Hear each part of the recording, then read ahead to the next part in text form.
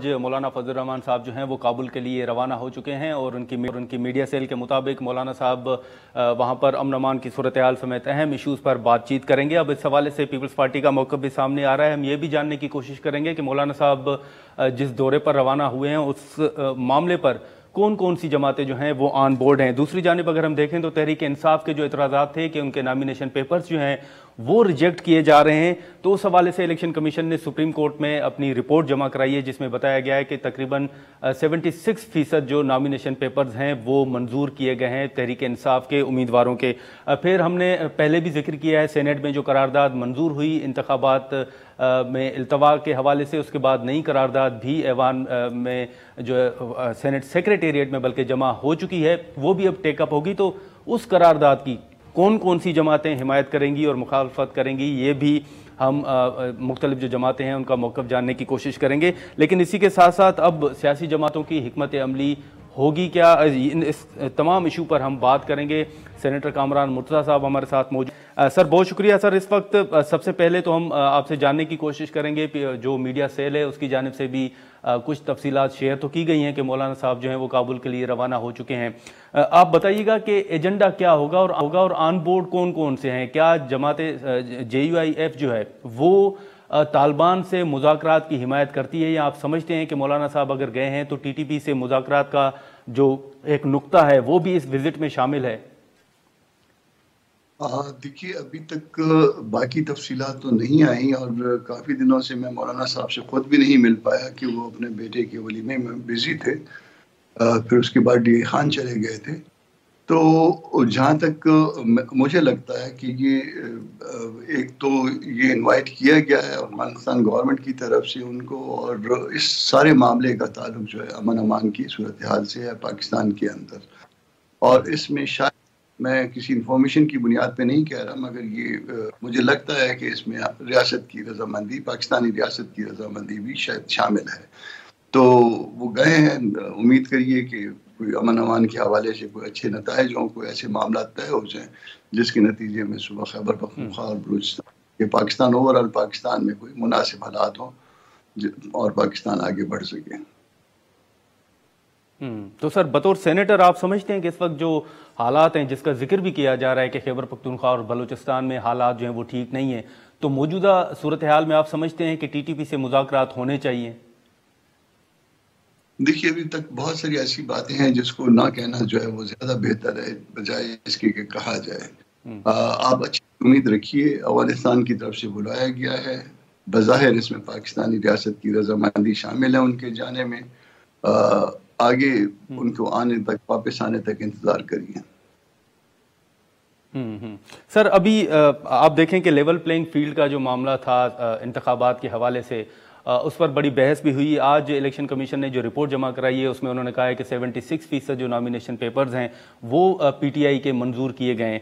आप समझते हैं कि जो PTI के तहफ़्फ़ुज़ात हैं वो वाकई दुरुस्त हैं, और जो सूरत हाल आपको ऑन ग्राउंड अगर आपने मुख्तलिफ रिपोर्ट्स देखी हों तो आपको लगता है कि वाकई उनके जो तहफ़्फ़ुज़ात हैं वो दुरुस्त हैं और उनको साइड लाइन किया जा रहा है? ऐसा नहीं है। PTI अब अगर मैं फॉर्म गलत भर दूं और मैं फॉर्म गलत भरने के बाद जो है ना वो फॉर्म रिजेक्ट हो जाए और उसके बाद रोना धोना शुरू कर दूं कि मेरा ताल्लुक जो है फलां पार्टी से, इस वक्त मेरे पेपर रिजेक्ट किए गए, तो ये होगी।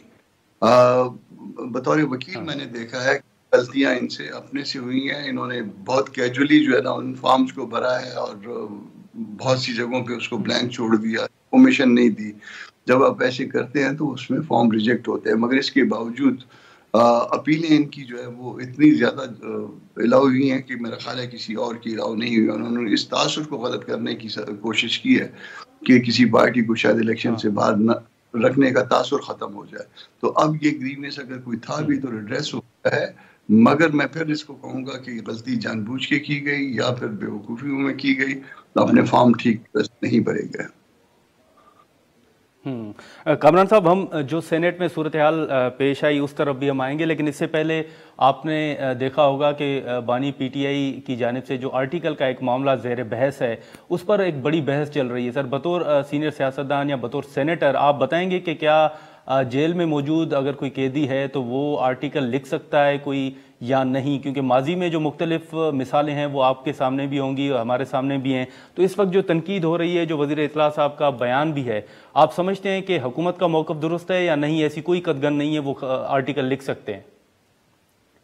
دیکھیے، اگر کوئی لکھ بھی دیا تو کوئی ایسی قیامت نہیں آتی. کوئی کسٹڈی میں ہے، اس نے اس کا اپنا نقطہ نظر ہے، اس نے لکھ دیا تو، اور لکھ کے اگر باہر کسی طرح سے بھجوا بھی دیا ہے. عام طور پہ جو چیز آتی ہے کسی قیدی کے پاس یا قیدی سے باہر جاتی ہے تو وہ ایگزامن ہو کے جاتی ہے. یہ طریقہ کار جین مینول کے مطابق یہی ہے. مگر اگر ہو بھی گیا ہے اور اتنی لوز وہاں پہ سیکیورٹی کی صورتحال ہے، ہو گیا تو اس نے لکھ دیا، اس کے اپنے نظریات ہیں. کوئی اس میں کیا قیامت آنے والی کون سی بات ہے؟ ہم اپنی بات کہتے ہیں. انڈر ٹرائل پریزنر نے یا بالکل. کنوکٹڈ پریزنر بات کہہ دی ہے، ٹھیک ہے، اٹس اوکے. لیکن اس وقت کامران صاحب ہم آتے ہیں جو سینٹ میں قرارداد منظور ہوئی، اس پر اب بہت بڑی بحث بھی چل رہی ہے. مختلف جماعتیں پہلے بھی، بلکہ آپ بھی اپنا موقف پہلے بھی سامنے رکھ چکے ہیں. آپ سمجھتے ہیں کہ جو جماعتیں جو بلوچستان عوامی پارٹی کی جانب سے قرارداد پیش کی گئی، ہم نے دیکھا کہ اس وقت JUIF موجود نہیں تھی، جماعت اسلامی موجود نہیں تھی، لیکن اب آپ کی ذاتی رائے سر جاننے کی کوشش کروں گا کہ جو سینٹ نے قرارداد منظور کی ہے، آپ سمجھتے ہیں کہ وہ درست ہے اور JUI اس قرارداد کی حمایت کرتی ہے؟ دیکھیے، میں اب آپ سے بات کرنے سے پہلے ٹی وی پہ بیٹھا تھا تو مولانا صاحب کا جو ہے وہ سلیم صافی کے ساتھ کوئی انٹرویو چل رہا تھا، جس میں انہوں نے کہا کہ یہ JUI اس قرارداد کی حمایت کرتی ہے. اب میرا نقطہ نظر جو ہے وہ جب لیڈر کا بیان آ جائے تو میرا نقطہ نظر جو ہے وہ پھر ختم ہو جاتا ہے. پھر اگر وہ بات درست ہے، میں نے پورا انٹرویو نہیں سنا مگر اس کے جو حصے چل رہے ہیں ٹی وی پہ، تو اس کے مطابق پھر مولانا صاحب کا اگر بیان آ جائے تو پھر میری بات کرنی اس پہلو پہ بنتی نہیں ہے، کیونکہ یا تو پارٹی پالیسی آ چکی ہے، بیان آ گیا ہے. اب میرا جو ہے اس سے تو زیادہ اچھی بات نہیں.